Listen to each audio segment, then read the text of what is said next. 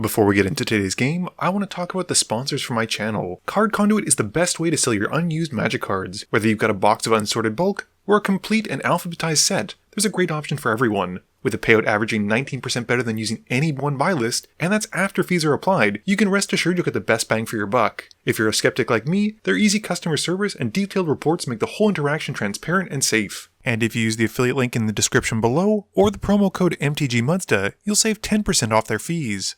And 401 Games, Canada's one-stop shop for trading cards, board games, and hobby supplies. Not to mention an easy to use and great online buy list. And if you use the promo code MTGMuzda, your first purchase of MTG sealed and singles will be 5% off. And Dragon Shield, the strongest sleeves for your strongest deck. So be sure to use the code MUDSTA or the affiliate link down below to save 5% on your next order.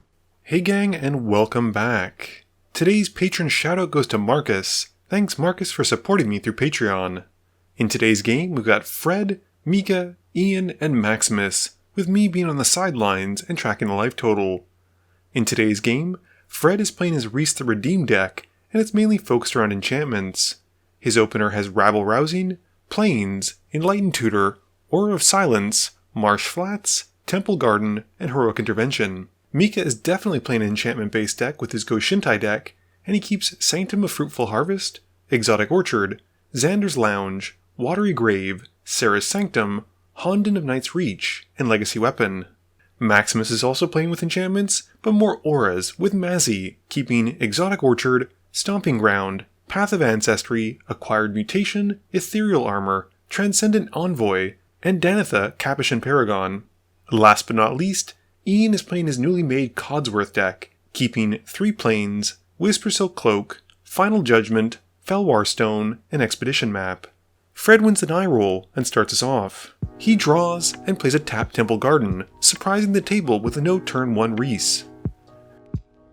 Mika draws and plays a tapped Seaside Citadel. Ian just has a Plains. Max wants to be cool and plays a tap land as well with a Path of Ancestry. Fred plays a Plains and once more surprises the table, passing after that. Mika plays a tap Xander's Lounge and passes. Ian draws and plays a Plains. He then pays 2 for Felwar Stone and passes. Maximus plays an Exotic Orchard for turn, and then casts a Transcendent Envoy. He then passes to Fred, who during his end step casts Enlightened Tutor and goes to find Mirari's Wake to put on top. Fred draws and plays a Plains. He then casts Aura of Silence to shut down everyone else's enchantments, and passes after that. Mika just plays a tapped Watery Grave. Ian's got a Plains for turn, and then has to pay a lot of mana for an Expedition Map, and passes after that. Maximus draws and goes to combat. He swings the Envoy at Fred for 1, who takes the hit. Max then moves to his second main phase, casting Bothersome Quasit, and passes. Fred draws and plays a Marsh Flats. He casts Rampant Growth to find a forest, and then cracks the Marsh Flats, going to find a Canopy Vista. He then finally casts Rhys, and passes. Mika plays an Exotic Orchard for turn, and then pays a green and a white for Sterling Grove. Plus 2 more colorless thanks to Fred. Ian's got a Plains, and then pays 5 mana for an Oblivion Ring. As it comes in, he targets the Aura of Silence.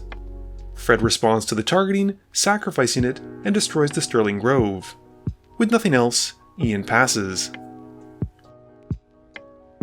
Maximus plays a Kessig Wolfrun for turn, and he then plays out his commander, Mazzy, and goes to combat. He swings the Quasit and Envoy at Fred, who takes the hit for 4. With nothing else, Max passes. Fred just draws and casts the Mirari's Wake that he tutored for earlier, and passes to Mika after that. Mika has a Glacial Fortress for turn, and casts his commander, Go-Shintai, and gets to make a Shrine token, and passes after that. Ian continues to play Plains, and he then casts SRAM, followed by Whispersilk Cloak. This draws him a card, and he passes to Max after that. Maximus draws for turn, and casts an Acquired Mutation on Go-Shintai, goading SRAM with a Quasit trigger as well.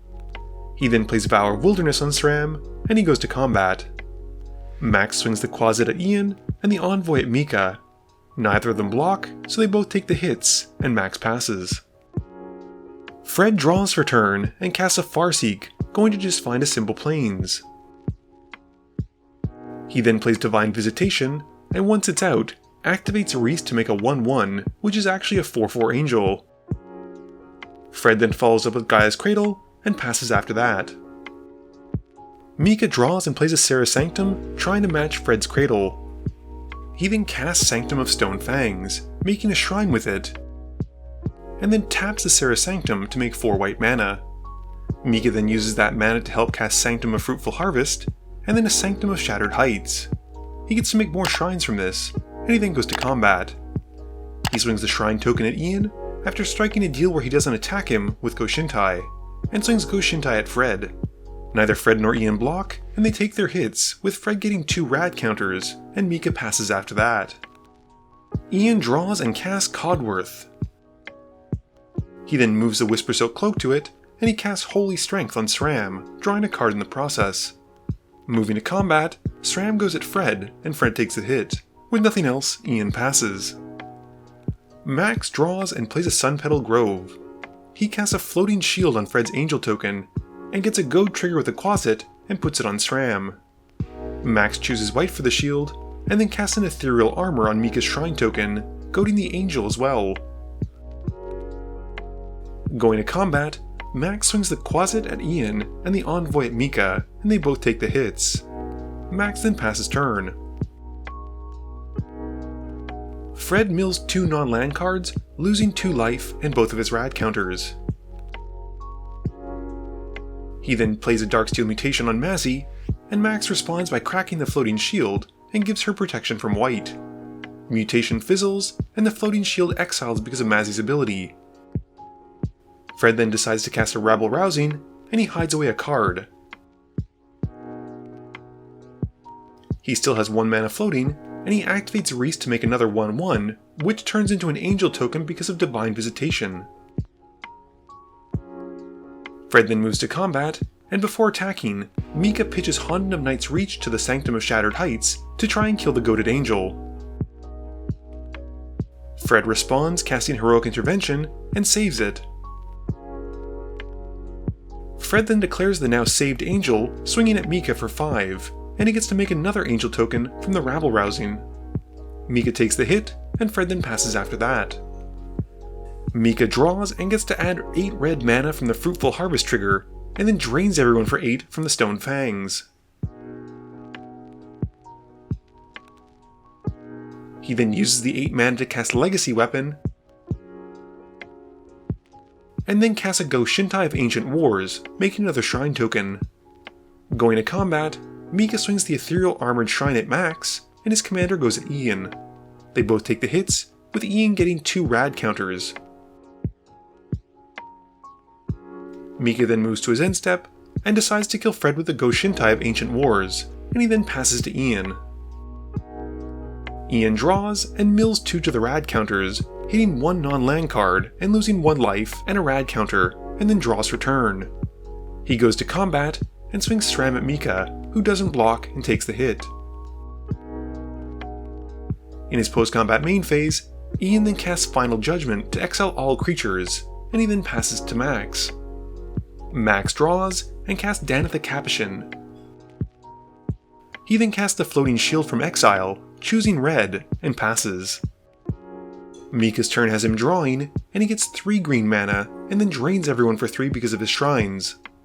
He then recasts his commander, and passes to Ian after that. Ian mills a land to the rad counter, and then draws. He casts Nettle Cyst, and once that resolves, casts Pacifism on Go-Shintai, and passes to Max. Maximus draws and plays a Plains. He casts Mazzy again, and Mika responds by activating Legacy Weapon and targets Danetha. It resolves, and then Mazzy resolves, and after that, Max passes.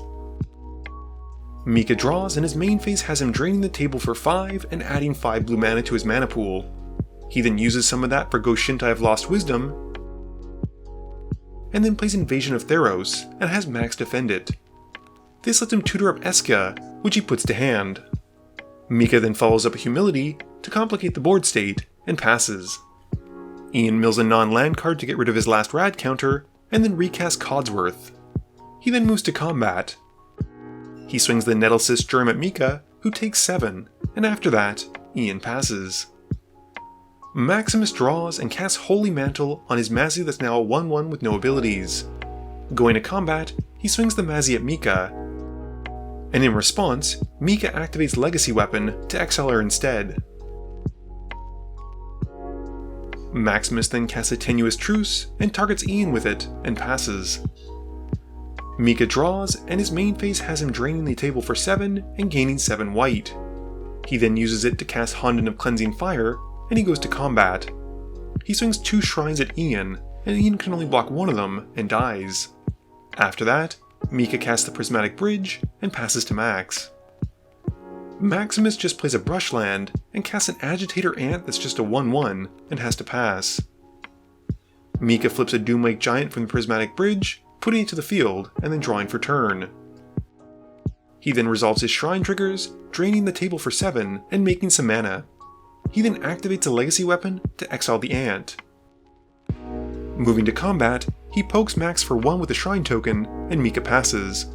Maximus draws and plays an Eidolon of Blossoms, but it just comes in as a 1/1 and doesn't even draw him anything. He knows he's dead with the inevitable drain from the shrines coming, so he concedes the game to Mika so he can play another one. Game review time. This game was 51 minutes and 23 seconds. It was an interesting one. I haven't seen a game with this many enchantment-based commanders, and honestly I wasn't expecting Rhys the Redeemed to be so focused on it. Fred's deck was kinda cool though, and I can understand things like Divine Visitation working so well in it, because it turns all those 1/1s and Rhys doubling tokens into massive 4/4 flyers. Ian's Codsworth deck was kind of enchantment based as it was mainly focused around Voltron, but unfortunately it didn't seem like he was drawing into too much. He had to lose his draw engine as well to that Final Judgment, which I'm not entirely sure was the right play, but it was hard to say. It wiped the board of Mika's Shrine tokens, Go-Shintai has a very strong effect on the board, and as frustrating as the Aura of Silence was on the board, I think it was the main thing keeping him in check. Max's Mazzy deck was also at a disadvantage, since tokens and Codsworth and basically Go-Shintai didn't provide him with really great targets to put enchantments onto or auras. He wanted to force people to attack, and attacking with a 1/1 shrine just isn't going to be what he wants to do.